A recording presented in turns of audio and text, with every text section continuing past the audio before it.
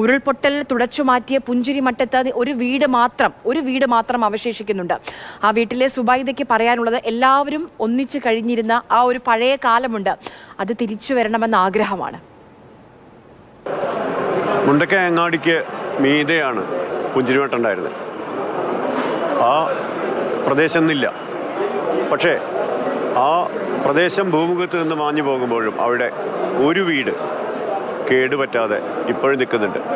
അത് നമ്മുടെ സുബൈദയുടെ വീടാണ്. 10-30 വർഷമായിട്ട് അവിടെ സുബൈദത്തുണ്ട്. 15 വർഷമായിട്ട് ആശാവർക്കറാണ്.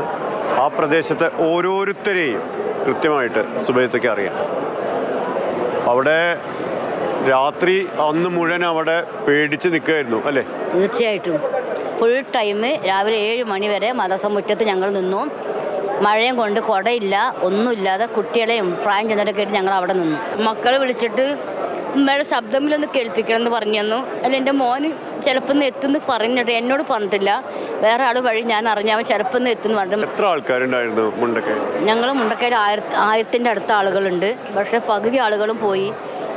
ഞങ്ങളെ നാടേ ഇല്ല. നല്ല ഐക്യത്തോടെ കഴിയുന്ന നാടായിരുന്നു. ജാതി മത ഭേദമില്ലാതെ ഹിന്ദു മുസ്ലിം ഒരു മരണം വന്നാലും കല്യാണം വന്നാലും പരസ്പരം എല്ലാവരും ഒരുമിച്ച് സന്തോഷത്തോടെ ഒരു പള്ളിയത്തെ പരിപാടിക്ക് അമ്പലത്തെ പരിപാടിക്കൊക്കെ ഞങ്ങൾ എല്ലാവരും പരസ്പരം ഒരുമിച്ചിട്ട് ആണ് ഞങ്ങളുടെ നാട്ടിലെ കാര്യം ചെയ്തത്. ബോട്ടിലെ കൂടി നടന്നു പോകുമ്പോൾ ഒരു ഇളക്കം ഇങ്ങനെ കണ്ടു, ഒരു പാവക്കുട്ടി ഇളകുന്ന പോലെ കണ്ടു എന്ന് പറഞ്ഞു. അങ്ങനെ അവർ നോക്കുമ്പോൾ ഒരു കുട്ടിയാണ്. അങ്ങനെ ഞാൻ അവളെ ഒന്ന് കുറച്ച് വെള്ളം ഒഴിച്ച് അവളെ ഒന്ന് കുളിപ്പിച്ചിട്ട് അവളെ മൂക്കത്തെ ചളിയും മണ്ണും ഞാൻ എൻ്റെ വായിലേക്ക് വലിച്ചെടുത്ത് അവളെ കംപ്ലീറ്റ് വലിച്ചെടുത്തു. അപ്പോൾ അവളൊന്നിങ്ങനെ കണ്ണ് തുറന്ന് നോക്കി. അത് കഴിഞ്ഞ് ബാക്കി കംപ്ലീറ്റ് മണലും വെള്ളം മൂക്കിലും വായിലൊക്കെ ആയിരുന്നു വലിച്ചെടുത്ത്. എന്തായാലും ദൈവാനുഗ്രഹം കൊണ്ട് അവളിന്ന് സേഫാണ്.